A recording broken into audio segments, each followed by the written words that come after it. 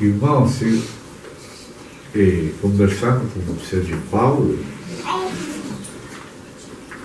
conversávamos de um sentir no espírito de alguns irmãos para tratar e, se é possível, aprofundar um tema que é central na palavra de Deus, a respeito do próprio Cristo e também da obra de Cristo conosco, para o Pai.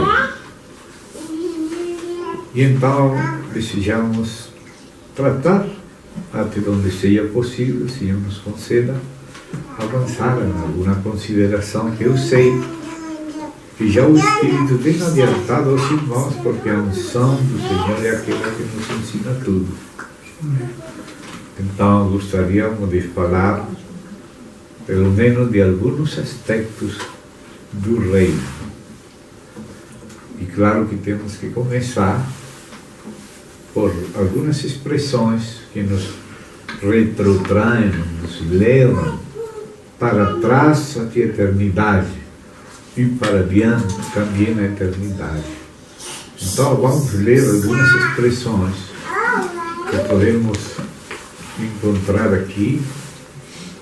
Vamos ver algumas delas em Daniel. Em Daniel vamos ver algumas delas.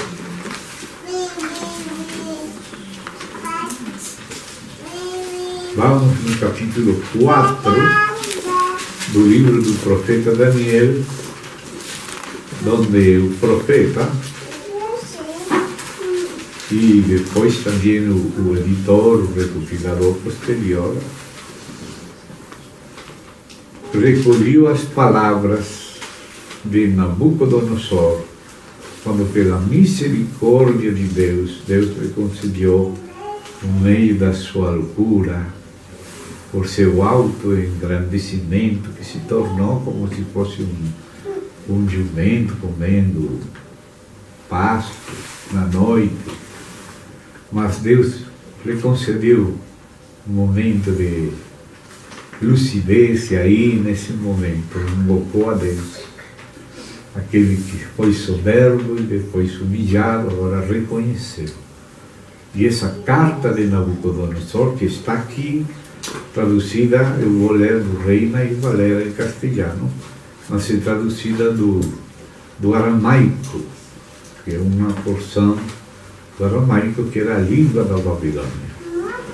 E essa porção aparece em aramaico dentro do livro de Daniel, em um hebraico da época bélica. Então, vou ler somente os 3 primeiros versos.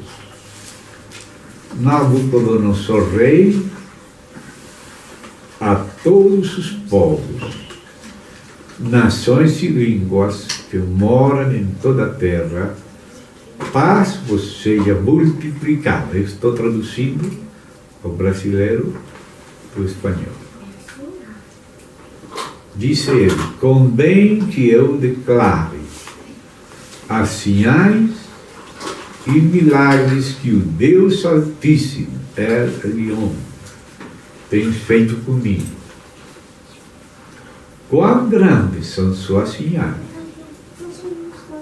e quanto tempo suas maravilhas. Seu reino de Deus, seu reino sempiterno, ou seja, eterno para sempre. É como uma ênfase da eternidade e para sempre, sempiterno. E seu senhorio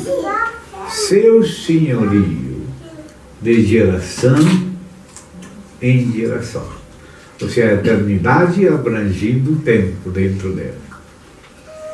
Eternidade, eternidade, sempre eterno. E seu senhorio respeito das gerações, de geração em geração. Vamos complementar isto indo no mesmo capítulo agora, o verso 34. Verso 34.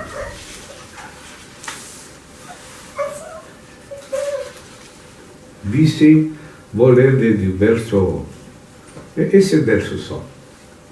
Mas ao fim do tempo, quando ele narra toda a sua história, eu, Nabucodonosor, alcei meus olhos ao céu, e a minha razão me foi de volta, e abençoei ao Altíssimo, El Elyon, e louvei e glorifiquei aquele que vive para sempre, cujo domínio é sempiterno, e seu reino por todas as idades. Todos os habitantes da terra são considerados como nada, e ele faz segundo sua vontade no exército do céu, e nos habitantes da terra, e não há quem lhe tenha sua mão e lhe disse: que faz? Amém. Estas são expressões na boca, na cabeça de ouro do reino da terra. Sempre aparece em primeiro lugar Babilônia. Um segundo fogo inferior ao túnel de fogo, Média e Pérsia. Depois, de ouro vai descendo para prata, vai descendo para bronze, vai descendo para ferro, vai descendo para ferro com barro, mas depois vem a pedra do céu, aquele que se deu à destra do Pai na segunda vinda, para derrubar tudo que é derrubável, porque ele se assentou à destra do Pai, até que todos os seus inimigos lhe sejam postos debaixo de seus pés. E aí ele estabelece o seu reino, que daquela terra vai crescendo naquele monte que enche toda a terra. Também, antes de isto, foi falado por Nabucodonosor, registrado por Daniel. Podemos ler nos livros dos Salmos, vamos primeiro no 45 e depois 145. Salmo 45 e então 145.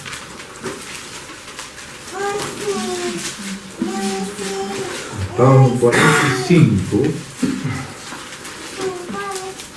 diz no verso 6: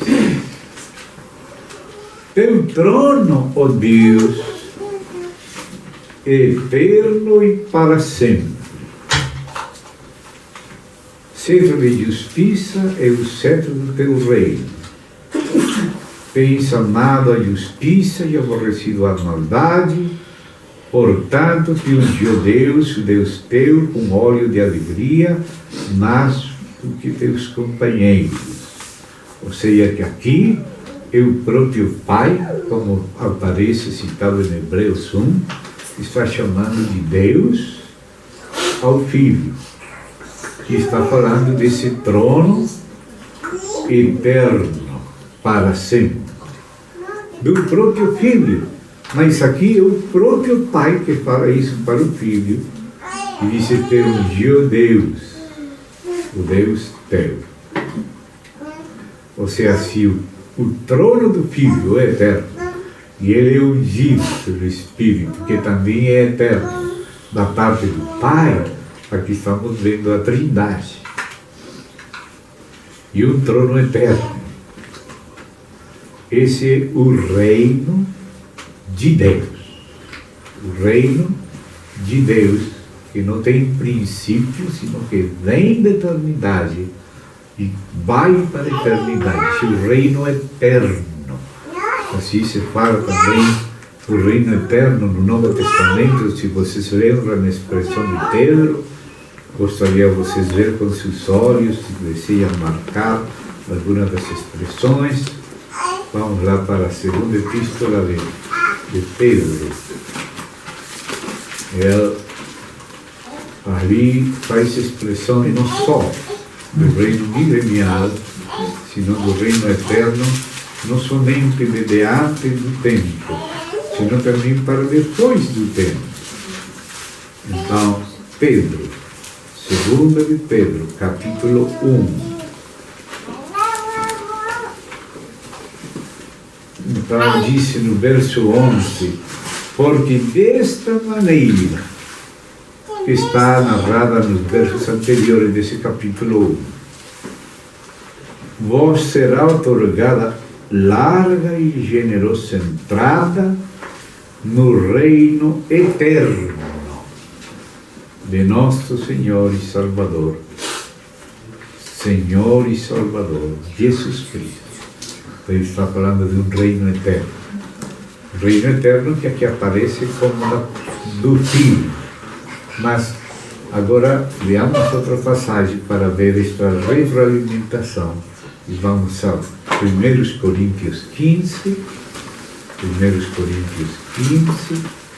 Nós vamos ter texto sempre com a ajuda do Senhor, claro. 1 Coríntios 15. Aí então vamos chegar ao verso 24 até 28. Capítulo 15, versos 24 até 28. Logo, vem falando da ordem da ressurreição, colocando como primícias a Cristo, que é como disse o grego, aparquem Christos dele 23.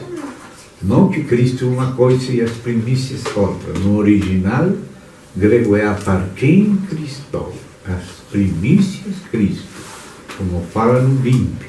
Cristo tem ressuscitado dos mortos, primícias dos que dormiram no efeito. As primícias da ressurreição é Cristo, é o que disse o original grego.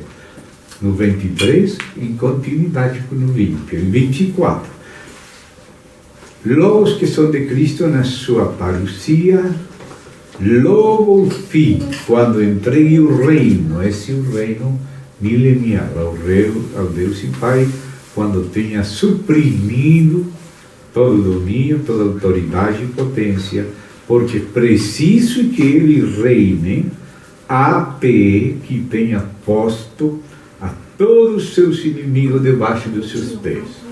E o postreiro inimigo que será destruído é a morte, porque todas as coisas as sujeitou debaixo dos seus pés.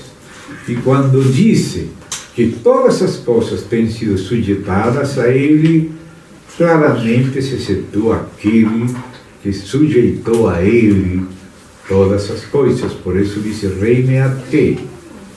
Mas agora, ele entrega esse reino ao Pai. Mas o Pai de novo entrega o Filho. Todo que é do Pai é do Filho, todo que é do Filho é do Pai. Então agora disse verso 28. Mas logo que todas as coisas estejam sujeitas, então também o Filho mesmo se sujeitará àquele que lhe sujeitou a ele todas as coisas, para que Deus seja tudo em todos. Então estamos vendo um primeiro aspecto do reino eterno de Deus. Reino eterno de Deus. Agora vamos ver em relação ao Filho algo de interesse com o aspecto da eternidade antes da criação. Antes da criação celestial e da criação terrenal. Antes do mundo invisível e do mundo visível. O reino na Trindade. Então vamos a Provérbios, capítulo 8. Vamos ver ali algumas partes. Capítulo 8 de Provérbios. Aí o próprio Cristo que fala. No verso 12 do capítulo 8, aí disse Cristo assim: eu, a sabedoria, habito com a cordura e acho a ciência dos conselhos.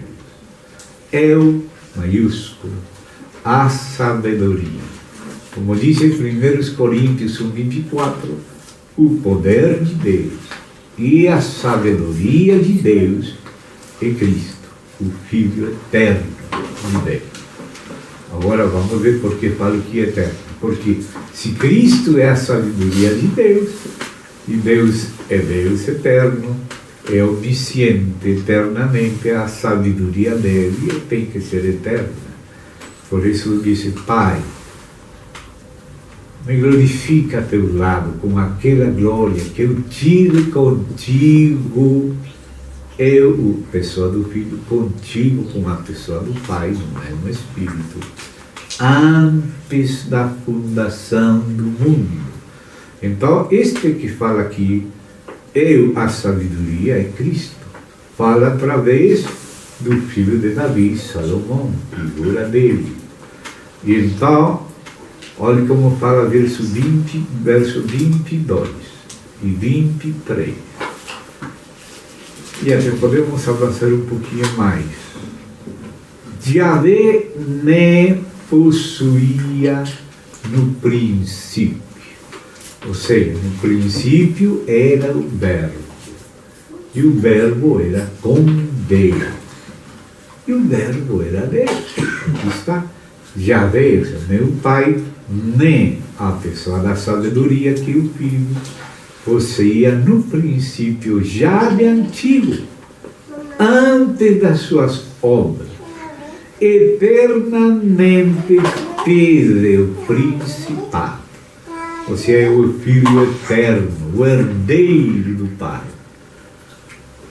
Desde o princípio, eternamente, antes de criar, e desde o princípio, quando alguma coisa foi criada,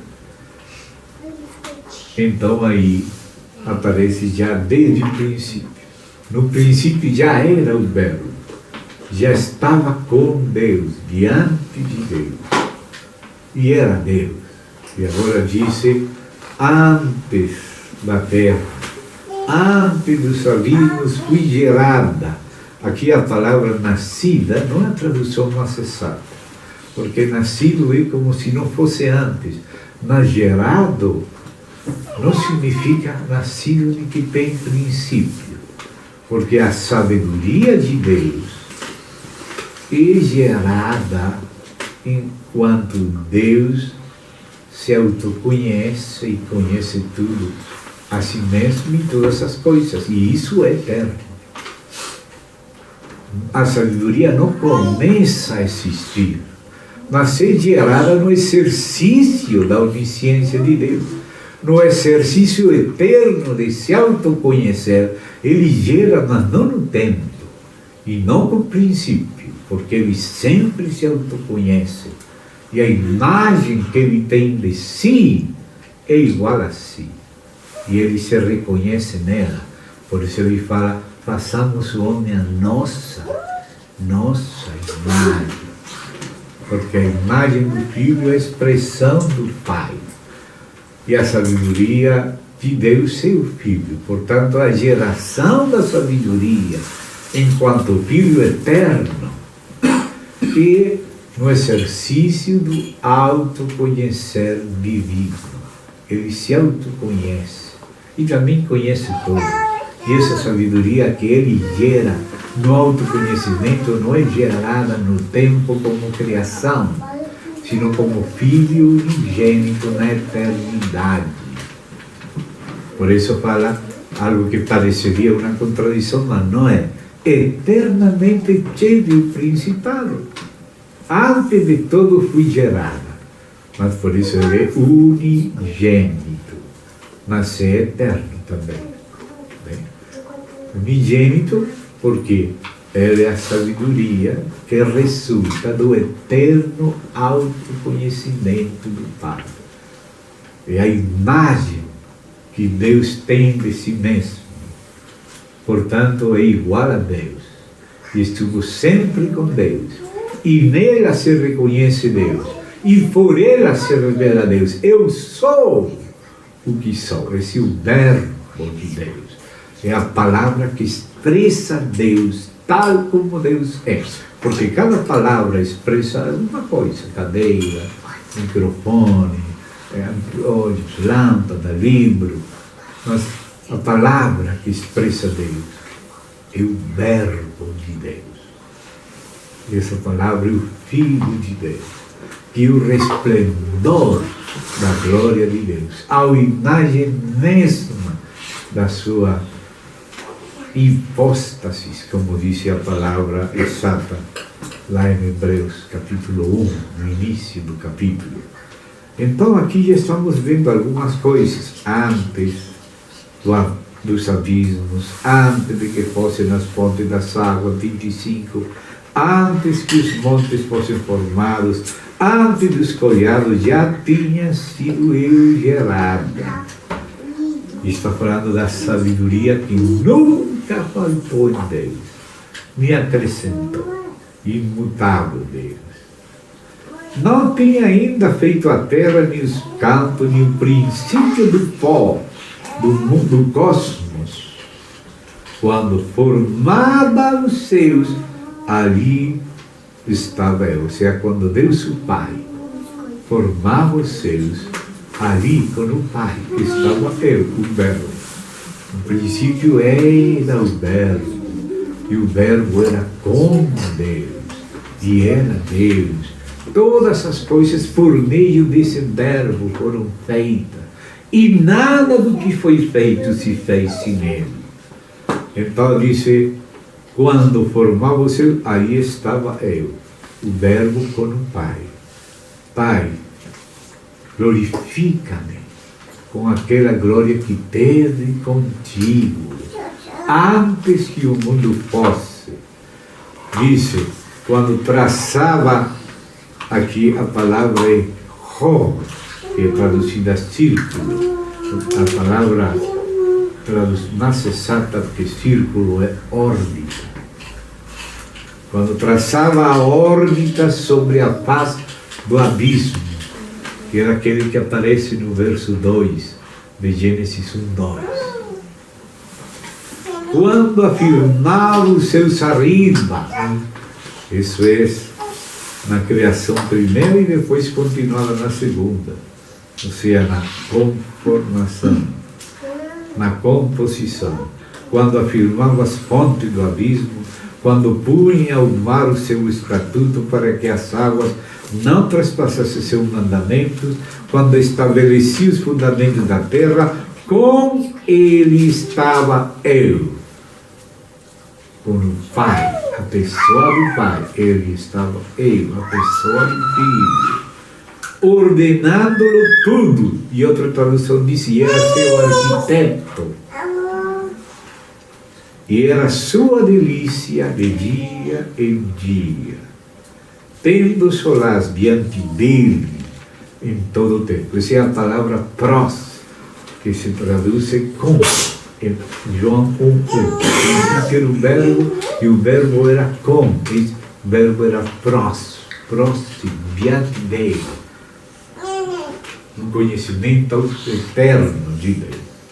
Então aqui estamos vendo que antes de existir a criação invisível e visível, quando só existia o único Deus eterno e trino, único e trino, a esfera do reino do Pai era o Filho e seu Santo Espírito, porque não havia criação ainda, mas Deus é eterno. E por isso disse o Filho, por isso me ama o Pai, porque eu faço sempre o que a Ele lhe agrada. Então, esse é o Filho no qual o Pai tem contentamento. E esse contentamento não é só a partir da criação. A criação é uma das obras importantes que o Pai delegou ao Filho. Mas a Bíblia diz em Miqueias, capítulo 5, versos 1, 2 e 3, que é uma passagem netamente messiânica, quando fala do Filho, se você quer ler comigo, Miqueias, capítulo 5, aquele verso, existe a palavra saídas em português, senão que deixaram a palavra de Ferreira da Almeida, origem, mas a palavra é saída. Quando você vai no hebraico, é a palavra mais exata. Sair do Pai e vir ao mundo. Outra vez, deixa o mundo e volta ao Pai. E muitas vezes o Filho apareceu na história e fez trabalho em nome de Yahvé na história. E, portanto, a palavra saída se refere a essas aparições teofânicas, manifestação de Deus. Assim não seja com todo o poder, senão com aquele preciso só para fazer aquele trabalho, porque morreriam. Quando apareceu Manoá, falou, agora vamos morrer porque temos visto Deus. Aparições teofânicas de Yahvé, como na sarça, aquele anjo de Yahvé, que não é um anjo criado, porque anjo não é nome que implica natureza, senão que é nome do ofício. Anjo é o nome do ofício de mensageiro. Mas o filho, o anjo do pacto, esse anjo de Yahvé falou para Moisés, eu sou o Deus de Abraão, teu pai, de Isaac, seu pai, de Jacó, seu pai. Quando perguntou, e qual é o teu nome? Eu sou o que sou. E se aparece muitas vezes. Venham comigo, Zacarias 2. Zacarias 2. Vamos ver aqui esses dois aspectos, e ainda o terceiro, do único Deus trino, visto no Antigo Testamento. Zacarias capítulo 2, verso 8 em diante. Porque assim diz, ou assim tem dito, Yahvé Sebaot. Então, quem que está falando aqui? Quem falou aqui? Yahvé Sebaot. Quem disse Yahvé Sebaot? Olha como fala Yahvé Sebaot. Traz a glória, me enviará Ele. Oh, aqui vemos Yahvé Sebaot enviado pelo Pai. Mas também Yahvé Sebaot, enviado pelo Pai. Enviado traz a glória, enviará as nações que vos despojaram, porque o que vos toca, toca a menina do céu, não do mel, não do filho, do próprio Pai, porque o Yahvé, o Pai, envia Yahvé, o Filho. Aqui aparece Yahvé que envia e Yahvé que enviado. E o Yahvé enviado que fala assim. Assim diz Yahvé Sebaot, traz a glória, me enviará Ele. O Pai enviando o Filho. As nações que vos despojaram, porque aquele que vos toca, toca a menina do céu, ou seja, do olho do meu Pai. Fala Yahvé Sebaot também, que é o Filho. Porque eis aqui eu alço minha mão sobre eles, e serão despojo a seus servos,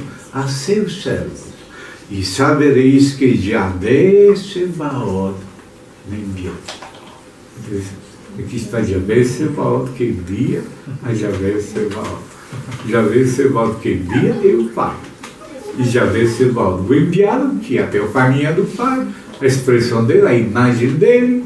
Por isso o Pai disse, façamos o homem a nossa imagem, porque o Pai se sente fielmente representado no seu Filho, o qual é a imagem do Deus invisível.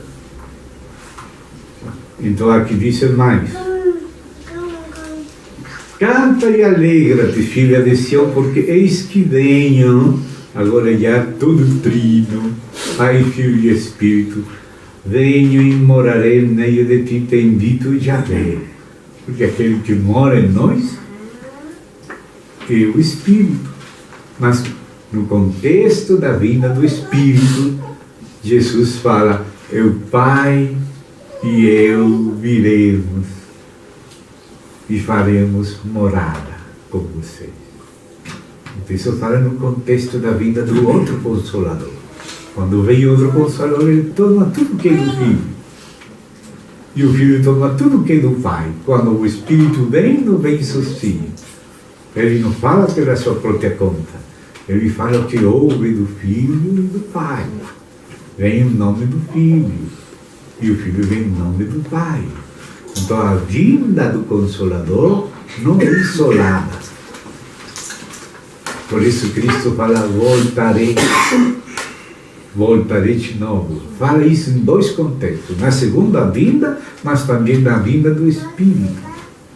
Naquele dia conhecereis que eu sou meu Pai, vocês em mim e eu em vocês, com o Pai dentro dele.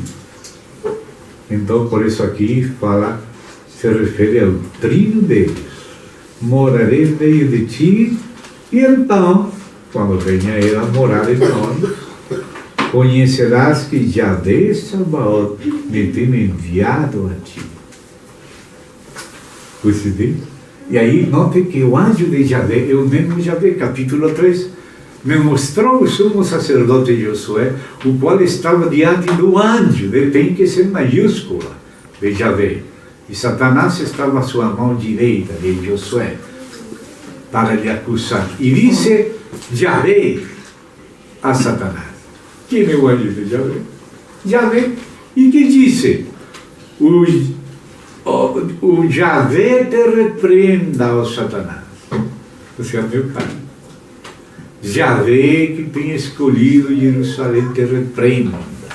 Não este um tição arrebatado do incêndio? E assim tem muitos lugares mais.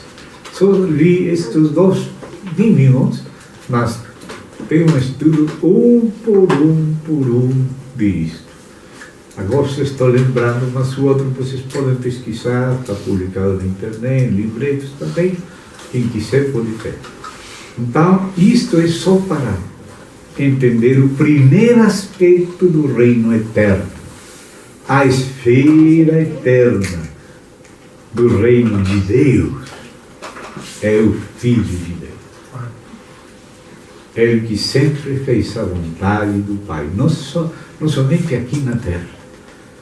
Desde a eternidade, quando eles falaram, façamos o homem a nossa imagem, conforme nossa semelhança, e senhoreio. Ele vai dar senhorio, e aí já está incluído o reino, que seria delegado ao homem criado e redimido. Mas esse reino que passa a Deus, a igreja, é o reino de Deus, delegado ao Filho, e pelo Pai, o Filho é o Espírito, e pelo Pai, o Filho e o Espírito, a igreja que é o homem que foi redimido. Quando Deus falou para todo o homem, Ele quer isso para todos. E a intenção de Deus será todos. Não falou, façamos igreja, falou, façamos o homem. Ou seja, que Deus não está fechando o seu coração, ainda que Ele sabe que muitos vão rejeitar, Ele ainda assim mostra que Ele quer a salvação dele. Ele é todo poderoso e Ele é soberano e Ele poderia salvar, mas o caráter dele moderará a sua soberania. E Ele quer que você também queira o que Ele quer. A luz veio, mas os homens amaram mais as trevas que a luz. Essa aqui é a condenação. Não que não veio a luz. Veio, mas foi rejeitada. Houve uma profanação quando a graça de Deus foi tratada dessa maneira, como fala em Hebreus. Não faltou a graça foi rejeitada. Eu sei que os cânones de Dort falam da graça irresistível, mas não é uma expressão da Bíblia. É a expressão da teologia de Teodoro Bessa e dos cânones de Dort, na época pós-morte de Calvino. Porque Calvino foi infralapsário. Teodoro Bessa foi supralapsário. O calvinismo de Calvino era um que decía infralapsário, ou seja, depois da queda. Infra, inferior ou depois. Lapso, queda. Infralapsário significa depois da queda. Ou seja, quando Deus previu a queda que viria, Então, depois de ver isso, que é depois, lógico, na eternidade vem tudo. Então ele decidiu salvar aqueles que recebessem seu filho, dando graça para capacitar as decisões, mas não tomando as decisões em lugar dos responsáveis. Mas o supralapsarianismo, que foi o hipercalvinismo de Calvino, por isso chamou de mais calvinista que Calvino, foi Teodoro Bessa que sucedeu a ele em Genebra. E ele era supralapsário, ou seja, não que Deus previu que haveria uma caída e decidiu salvar os que recebessem Cristo. Esse era o calvinismo de Calvino. Mas de Teodoro Bessa era Deus quis que alguns se perderam. Então, só salvou os que ele queria e mandou ao inferno os que ele queria. Mas é um Deus um pouco estranho. Esse não é o Deus da Bíblia. Mas era o Deus de Teodoro Bessa e dos cânones de Dor, de uma facção particularista. Então, isso é para nos remontar à Trindade divina antes da criação. O reino eterno já era reino na Trindade mesmo, porque o Filho tem a seu Pai como cabeça. Ainda que é igual a ele, sempre está disposto a se esvaziar.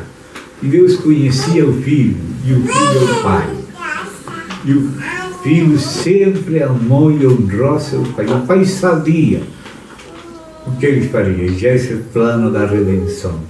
O Filho se esvaziou, e tomou forma de servo, e serviu até a morte, honrou o Pai. Por isso, quando você lê os sacrifícios de Cristo, tipificados no livro de Levítico, nos primeiros 6 capítulos, várias variedades de sacrifícios, esses vários sacrifícios de Levítico 6 nos mostram diferentes aspectos do único sacrifício de Cristo. E se você vai ao primeiro capítulo, o primeiro sacrifício que aparece representando cada um dos aspectos do sacrifício único de Cristo, aí aparece o holocausto.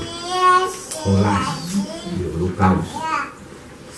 E o holocausto não era o objetivo ainda a salvação do homem.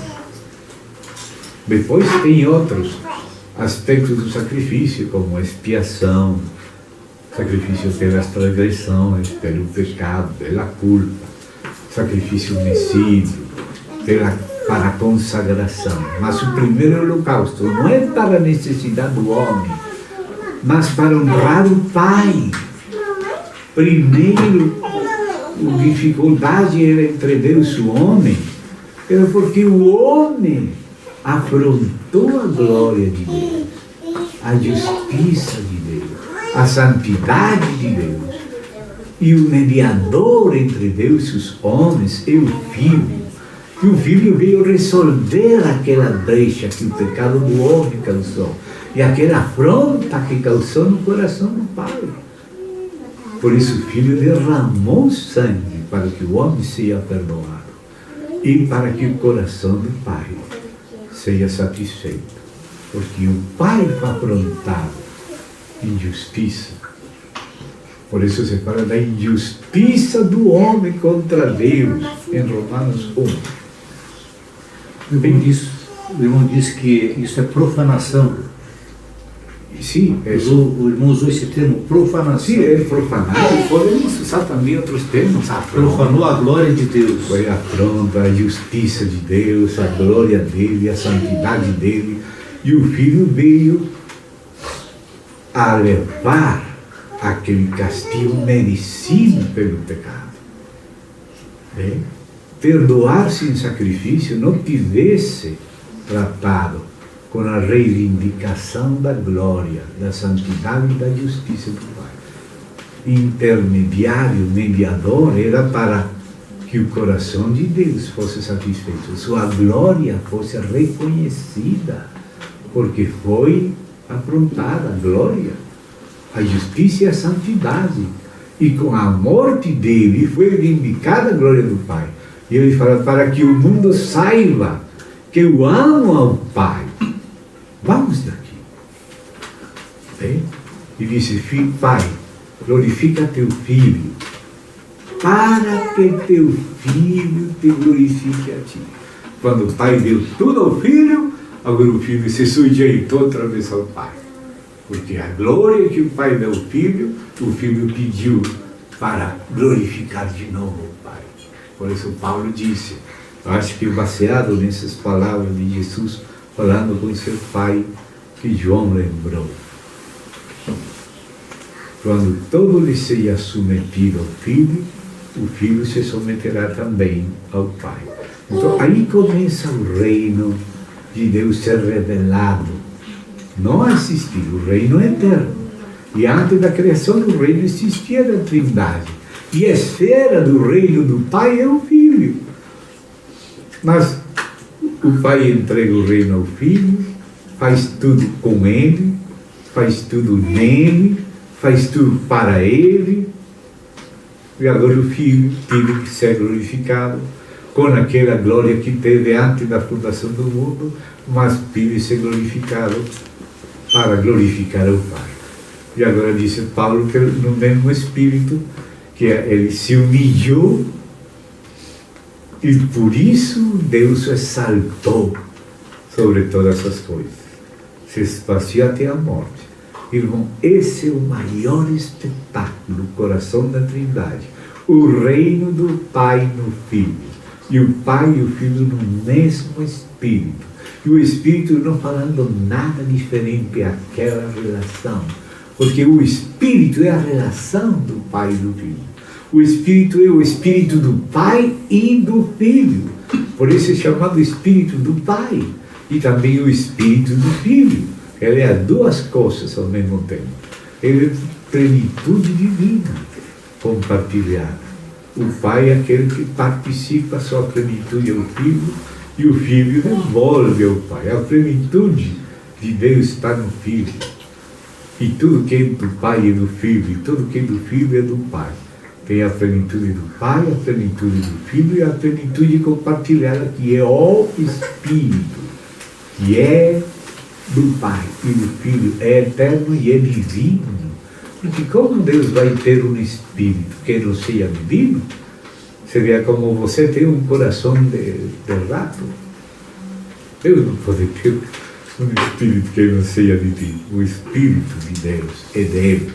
Por isso, mentira, o Espírito é mentira a Deus, como aconteceu com Ananias e Safira, que foram corrigidos com morte prematura, castigados para não ser condenados por Deus.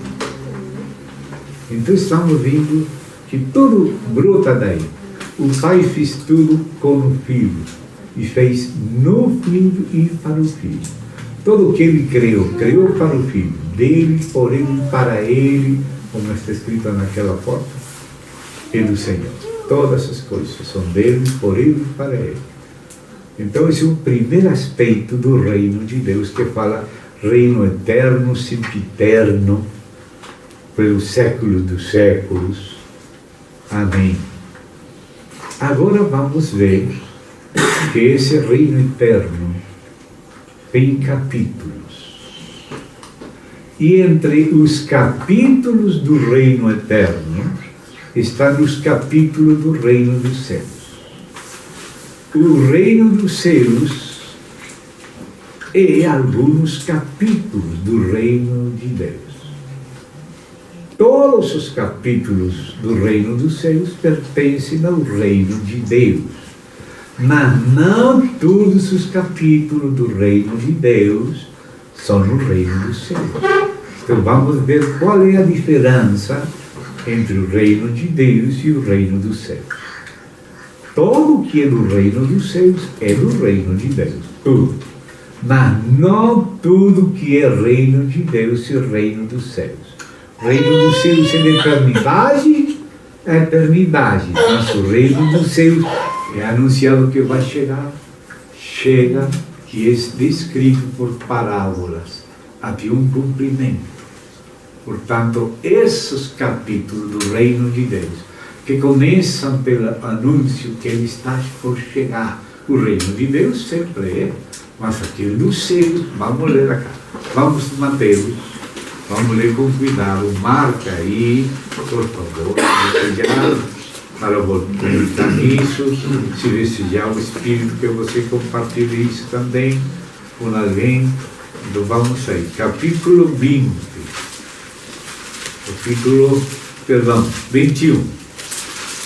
Capítulo 21 do Evangelho segundo Levi Mateus, versos 42, vou ler de antes, a 43. Jesus lhes disse: nunca vistes nas Escrituras a pedra que rejeitaram os edificadores, tem vindo a ser cabeça do ângulo? O Senhor tem feito isto, e é coisa maravilhosa a nossos olhos. Portanto vos digo que o reino de Deus, Mateus, no Novo Testamento, é o único que faz uso da expressão reino dos céus. Ainda que, junto com Mateus, andava Tomé.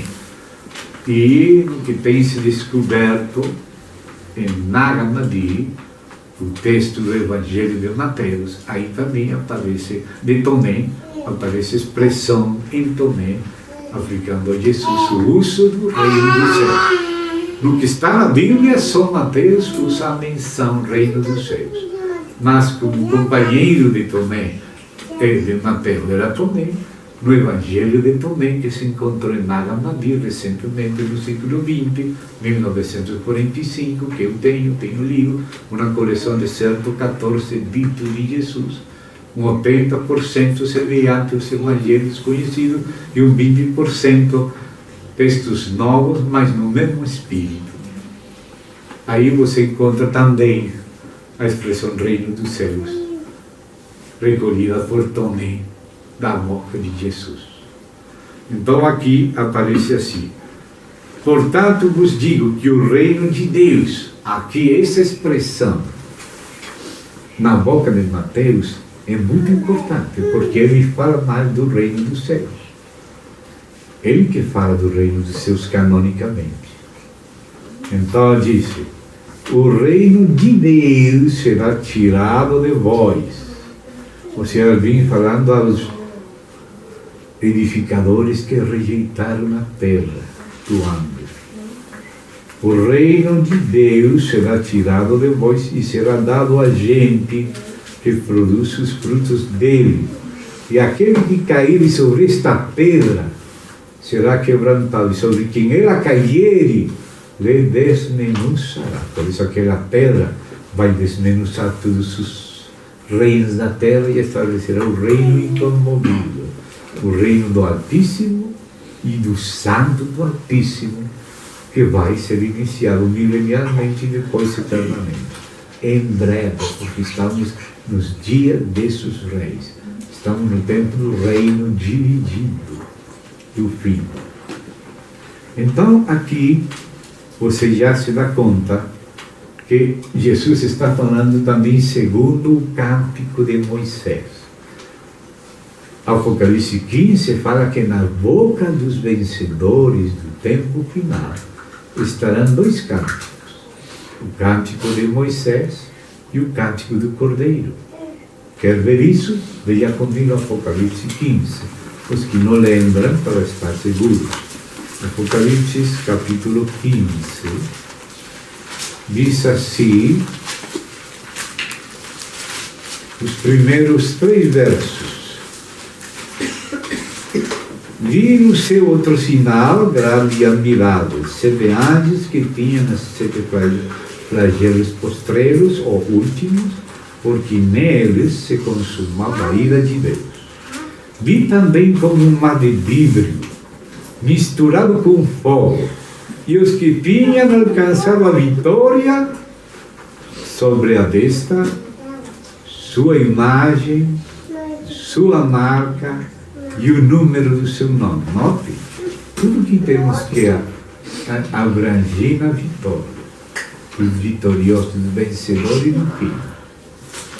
Em pé sobre o mar bíblico nas harpas de Deus. E cantam o cântico de Moisés, servo de Deus. E o cântico do Cordeiro. E depois fala o que disse. Então, irmãos, o cântico de Moisés é aquele que está em Deuteronômio, capítulo 32. Vamos lá, Deuteronômio, capítulo 32, e vocês vão ver aí o cântico de Moisés, que aparece debaixo de toda a Bíblia, porque o cântico de Moisés é um cântico profético que sintetiza as etapas principais da economia divina. É um cântico cantando o futuro que aconteceria, não um cântico que falava no passado. E esse cântico tem 3 divisões, ou seja, 3 sessões. A primeira sessão está desde o verso 1 até o verso 14, incluídos. Nessa primeira sessão é o noviado de Deus com Israel no início. A segunda sessão vem do verso 15 até 25, inclusive, que fala da traição da noiva e o Senhor escondendo o rosto dela e dizendo a ela que, como ela provocou a ele com celos, tendo comércio com deuses estranhos, ele também provocaria Israel com celos, tomando um povo que não era povo, as outras ovelhas, que ele teria também dos gentios. Mas no terceiro passagem, do verso 26 a 43, aí é o retorno de Deus a Israel, a reinserção do povo de Israel. Então, esses são os 3 períodos do cântico de Moisés. E aí, nesse período, já está prevista a igreja, que seria tomada de todas as nações. E com ela provocaria celos Israel. Disso fala dos Salmos. Disso fala Oséias. Disso fala Isaías. Disso fala Paulo em Romanos 9 até 11, especialmente no 11, fazendo citação deste cântico aqui. E também fala Jesus, como acabamos de ver. O reino seria tirado desse povo, mas não eternamente. Não é uma substituição, é uma correção para provocar a celos de Israel. Mas depois Deus voltaria para Israel na 70º septenário, semana 70 de anos, da profecia de Daniel 9. Então, aí estamos vendo essa subdivisão. Então, quando diz aqui que o reino de Deus seria tirado de Israel, quer dizer que toda a história de Israel era um capítulo do reino de Deus. E esse reino de Deus passaria a outro povo, que viria dos gentios, que seria a igreja que veio a tomar Deus. O gentio tem outras ovelhas, Israel. Outro redil, outro aprisco. E essas também devo trazer. E depois disso haverá um rebanho e um pastor, quando ele receba no Senhor no final. Então esse pastor é Jesus Cristo. Não é o Papa, é Jesus Cristo, o pastor. Que juntará os 2 apriscos, como se você continua no verso 3 de Miqueias, que vimos até o verso 2 que fala das saídas. No verso 3 do capítulo 5 diz que aquele Messias que vem descrevendo no 1 e no 2 os deixaria por um tempo até que desse a luz, a que deveria dar a luz, até, ou seja, fala das 2 vindas, e deixará no para sempre, deixará até que sempre dos seus irmãos do Messias se juntaria com os filhos de Israel. Quando Israel dê a luz, quando reconheça seu Messias. Então haverá no Messias e no Espírito e na purificação um só povo. Esse é um mistério de Cristo, que os gentios são co-herdeiros e membros do mesmo corpo por meio do Evangelho. Então os judeus que recebem a Cristo, por isso, não por ser judeus, sino por estar em Cristo, porque já em Cristo já não há mais. Não que não deveria haver, não. Já não há mais judeu nem gentile, nem bárbaro, nem escita, nem homem, nem mulher, nem servo, nem livre, sino que Cristo é tudo em todos, para que Deus seja tudo em tudo. Por isso ele ascendeu para encher tudo. Pois aí estamos vendo um elemento do Kairos atual, o reconhecimento messiânico no meio dos judeus, reconhecendo a Jesus como Messias. E por isso, não por ser judeus, por receber o Messias, o perdão, porque haverá manancial para a purificação dos pecados para eles, e o Espírito também será derramado sobre eles, como disse, no retorno deles. Aí, por causa de compartilhar ao Messias, a vida, a purificação e o Espírito, seremos um corpo. As ovelhas daquele aprisco e as ovelhas do outro aprisco. Os dois apriscos, sendo um só rebanho. De ambos povos, fez um povo, como disse no texto.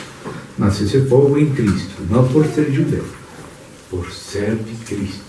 Aos que são judeus, não recebem nele, ele falou muito claro: se não creres que eu sou, em vossos pecados morrereis. Não ser salvo por ser judeu. O Israel que será salvo, as tribos que representarão nele, são as tribos que têm o nome dele com o de seu pai na fronte, como 144.000, que são os mesmos do capítulo 7 e o capítulo 14. Por quê? Porque a Bíblia tem duas partes. A primeira parte é do capítulo 11. E aí no capítulo 10, já quando vai terminar a última trombeta, no 11, anuncia assim, que no dia da boda, a sétima trombeta, o mistério seria consumado.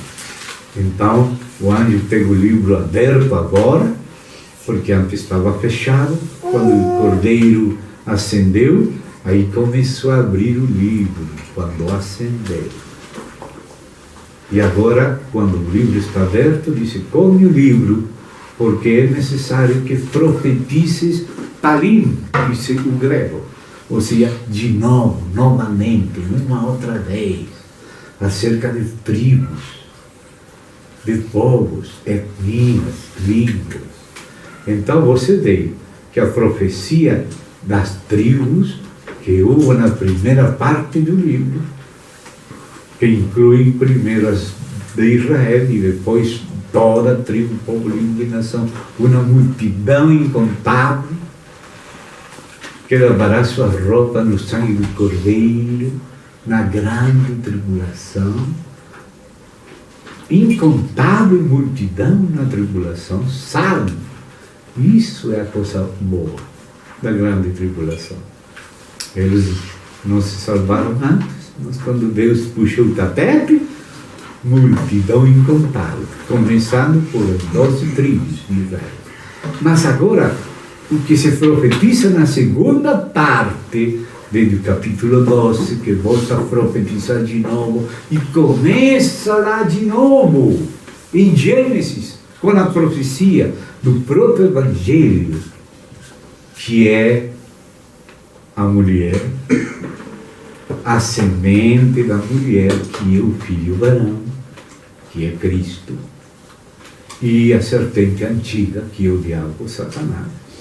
Aparece de novo a profecia na última parte do Apocalipse, que é a culminação da Bíblia, e que a segunda parte é o livrinho aberto que ele comeu para profetizar de novo. Assim como quando Ezequiel comeu aquele rolo, profetizou 48 capítulos. Assim também João comeu aquele livro aberto e profetizou de novo do 12 a 22.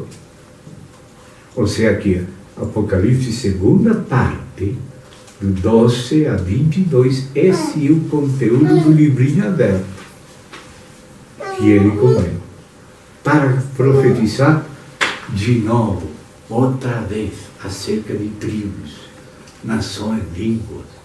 Então, quando passa os 144 mil do capítulo 14, não está falando do outro diferente, senão está falando de novo dos mesmos. Dos mesmos.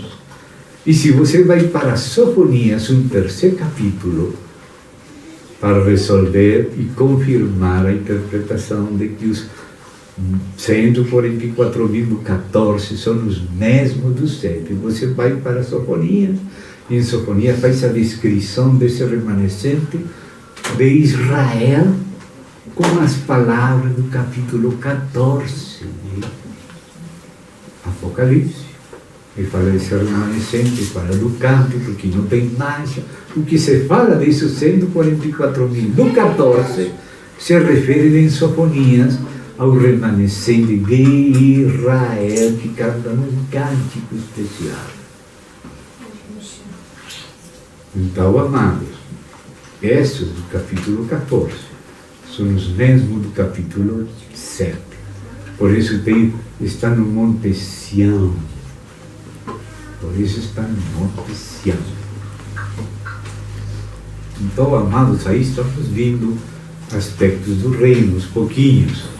Então, aí, em Deuteronômio 32, está o cântico de Moisés, na boca dos vencedores do tempo do fim, e por isso está na base desta palavra de Mateus, que são palavras de Jesus, baseadas nessas profecias, do cântico de Moisés, Oséias, Isaías, Salmos, explicado também por Paulo em Romanos e acreditado pelo próprio Apocalipse. Os vencedores teriam na boca o cântico de Moisés, junto com o de Cordeiro, porque o cântico de Moisés mostra o cumprimento final da profecia. É uma profecia da economia divina. E esse esqueleto está ao longo de toda a Bíblia, em muitas passagens, ainda mais das que mencionei, menciona Paulo aí, em Romanos, muitas se explicam nesse contexto, nesse avanço, nessa continuação.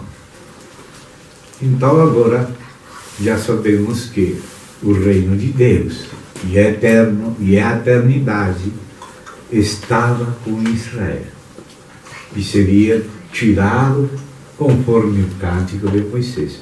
Esconderei o rosto deles, vou provocar a eles com um povo que não é povo, um povo insensato, e dos gentios tomado, mas que era a igreja predestinada também, como Israel também predestinado.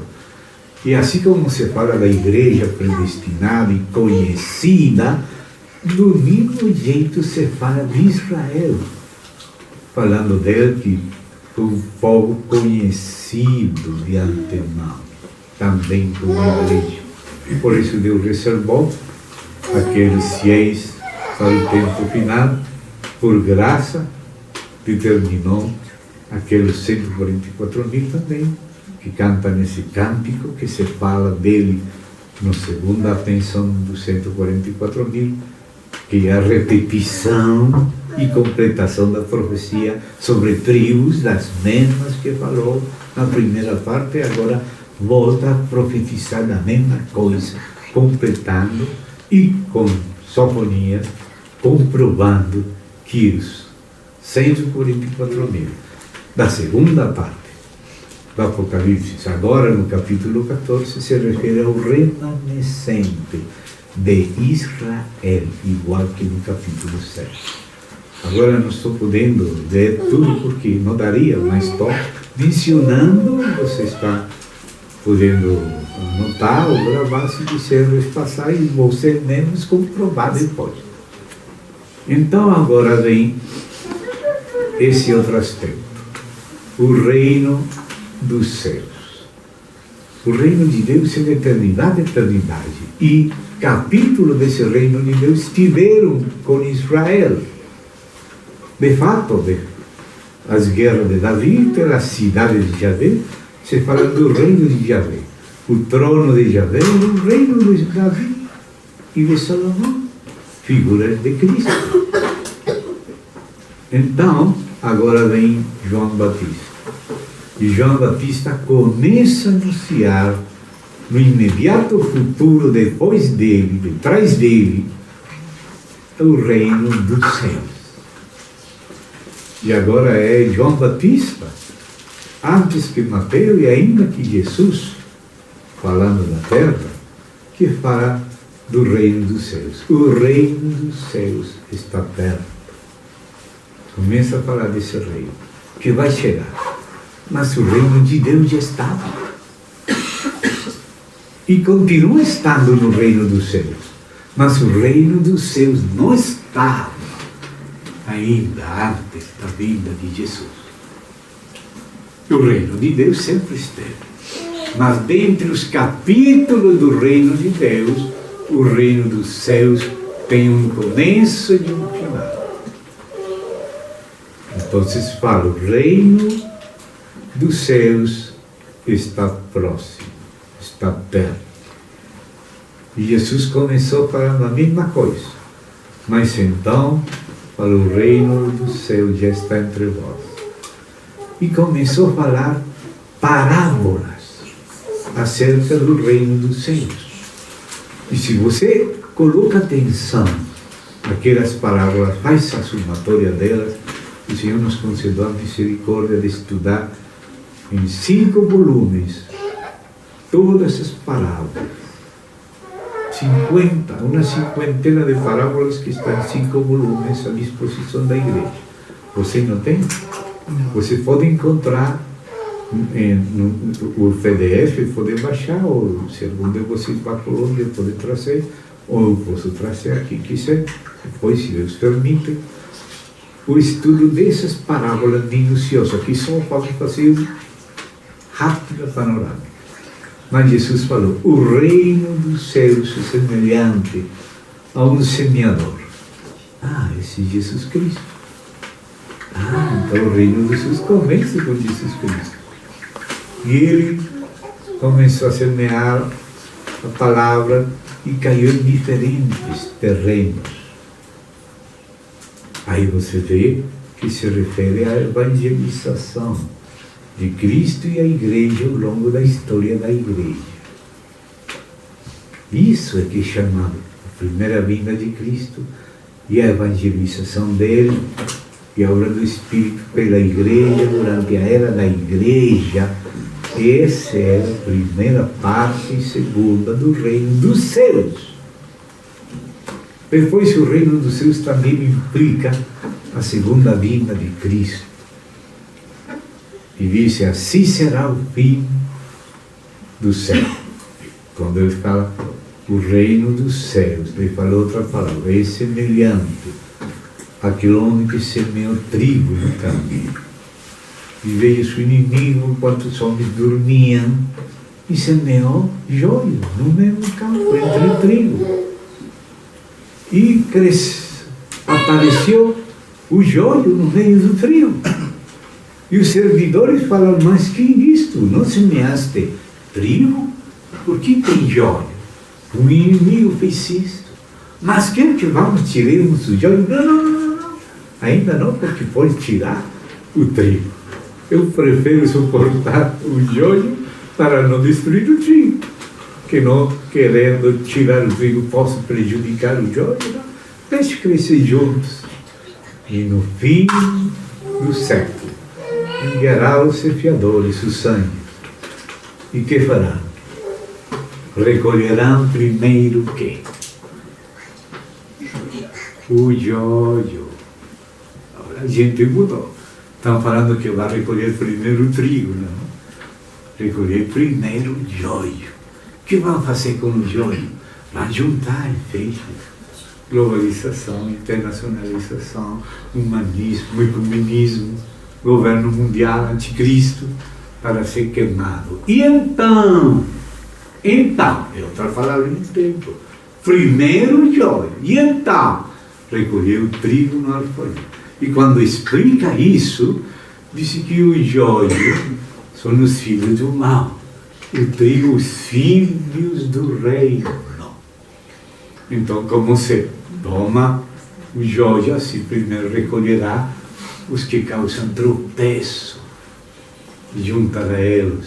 E então, depois disso, os filhos do reino brilharão como o sol no reino do Pai. E aí fala da ressurreição, fala da transformação e fala do milênio.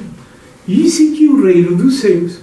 Entre a primeira e a segunda vinda, com a história da igreja, o estabelecimento do milênio. Esse que é o reino dos céus.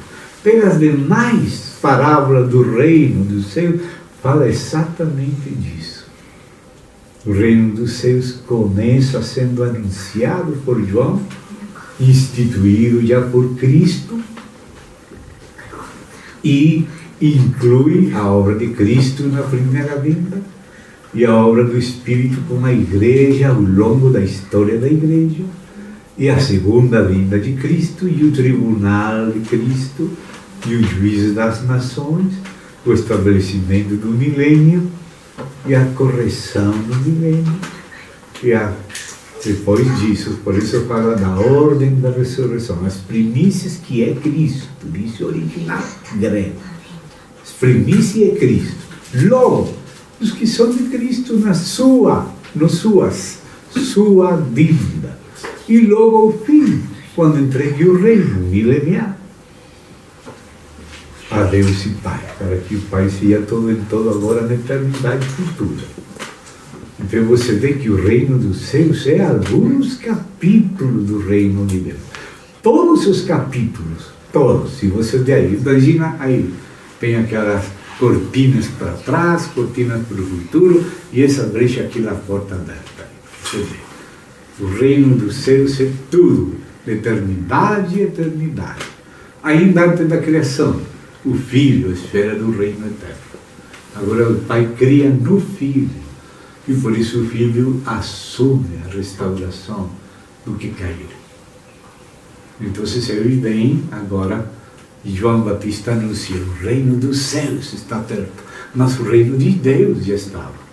O reino de Deus foi tirado de Israel por um tempo, aquela segunda cena do cântico de Moisés. Pero a terceira cena é aqui no final. A última semana é a reinserção do verdadeiro Israel. E aí vem o milênio, com a igreja, junto com Israel messiânico, por causa de Cristo, sua vida, sua purificação, seu espírito, são um mesmo corpo e uma mesma mesa com a igreja. Temos que saber isso, porque isso já está começando a acontecer em Israel. Se estão voltando ao Senhor. Eu explico agora, por último, não sei se haverá outra, só Deus sabe, mas por terceira vez estive em Israel agora, em janeiro, estive a terceira vez. Já tem convertidos judeus ortodoxos, mais de 1000 recentemente, numa pregação de outro rabino messiânico. Pregou de tal maneira num congresso que se convertiram como 1000 ortodoxos. Já estão reconhecendo Cristo. Alguns até, lendo os escritos de orações antigas, se converteram em Cristo. Na internet tem um rabino que não lendo o Novo Testamento, sino lendo o livro das orações antigas dos ortodoxos, reconheceu Cristo. E ele dá testemunho disso na internet. Ele mesmo falando como chegou a conhecer a Jesus como Cristo, como o Messias de Israel. através das orações antigas do livro de orações dos ortodoxos. Ele já está muito voltando. Eu conheço a igreja em Eilat. Estamos reunidos com a igreja do Senhor Jesus na cidade de Eilat. Judeus, mas também tem outras pessoas. Perguntei a um deles: irmão, vocês são judeus? E um irmão judeu de Israel, ele me disse: imagino, em Cristo, nem sequer falou no Messias, em Cristo já não há judeu nem gentil, que nós falamos isso aqui, no outro lado do mundo, mas eles falaram nisso, uma igreja de judeus, ele lá, mas que recebe também gentios na reunião com eles. Canta em hebreu, tem a tradução, e os anciãos, eu conheço 3 deles, sou amigo de um deles que fala espanhol, que é um judeu cubano, o outro é um judeu holandês, e o outro não é judeu. São aqueles que fugiram da Somália e pediram asilo em Israel, e são cristãos, se reúnem com a igreja em lá. Todos como irmãos. E conheço também outros, visitamos de Tiberíades, tem outros até em Jerusalém, em outro lugar. Então o Senhor está avançando. E um dos elementos do Kairos, o tempo do fim, Kairos final, é a recepção, a reinserção, a readmissão de Israel na boa videira. Como fala Romanos capítulo 11. Então, aí estamos vendo que o mistério do reino de Deus, que fala assim, se expressa Marcos, é o mesmo mistérios do reino dos céus, do Deus, que fala Lucas, porque o mistério do reino dos céus são mistérios também do reino de Deus. Mas Mateus fala os mistérios do reino de Deus. Lucas fala os mistérios, Mateus, os mistérios do reino dos céus. E Lucas, os mistérios do reino de Deus, porque todos os mistérios do reino dos céus são mistérios do reino de Deus. E Marcos fala o mistério do reino de Deus. Ou seja, que o mistério do reino de Deus tem vários capítulos. E por isso Lucas fala em plural os mistérios do reino de Deus. Entre esses, aqueles, dentro daqueles limites das parábolas, são mistérios do reino de Deus, que são mistérios do reino dos céus. Bem? Todos os mistérios do reino dos céus são mistérios de Deus. E todos formam o mistério de Deus. Mas não todos os mistérios do reino de Deus são mistérios do reino dos céus, senão alguns dos mistérios do reino de Deus são mistérios do reino dos céus.